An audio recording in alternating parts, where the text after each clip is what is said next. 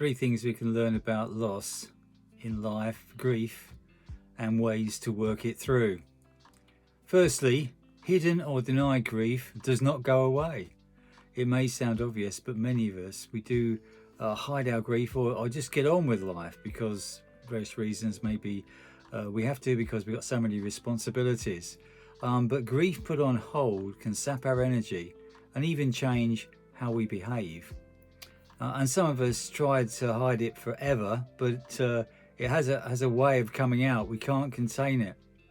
The Bereavement Journey course, which I run, suggests there's much pent-up anger in our society and a lot of unprocessed loss. And so we get these angry events happening all over the place. People just seem to be taking it out on others. And they give an example of someone who's hidden stuff away. There's a woman they talk about whose child died many years ago, but she had anger held inside her that she was not even aware of. It was all hidden away.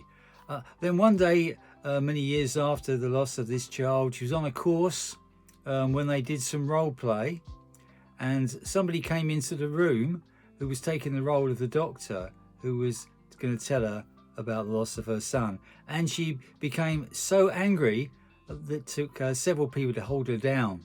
And it was a real shock to her that there was all that anger there, and to those around her, of course. Second point, we do not have to be afraid of anger. Some of us have grown up in homes where anger is not expressed, and we think it is wrong to be angry. But even Jesus shows anger on different occasions. One of those occasions is when he was faced with the loss of a friend, his friend, a very close friend called Lazarus, who he loved greatly. And anger, he was angry about that. And anger is a normal emotion. Even little children have it.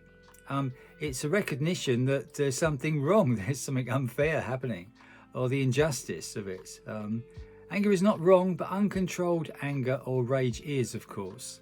So we need to let anger out in a healthy way. Some people find talking about it, talking about the feelings can help. Some people write it down. But of course, we always have God we can turn to. And he's so big, he's able to cope with our anger. We can rail at him. We can get really angry. And we see that expressed in the Psalms in the Bible, where the Psalm writer talks about anger and expresses it in various poetic ways. Have a look. And my final point is that God is not distant and uncaring. Jesus shows us what God is like when he weeps with Mary. Mary, brother of Lazarus, his friend we've talked about a moment ago, has just died, and Jesus shows us how God grieves when we grieve. At the times when we don't need any words but need comfort, God can be there if we reach out for him. Even if it doesn't feel like it, he is still there. Don't rely on feelings, just know that God is there and cares. That's so important. That is the promise we have in the Bible. Read more about that in John chapter 11. Why not let God help you through your grief?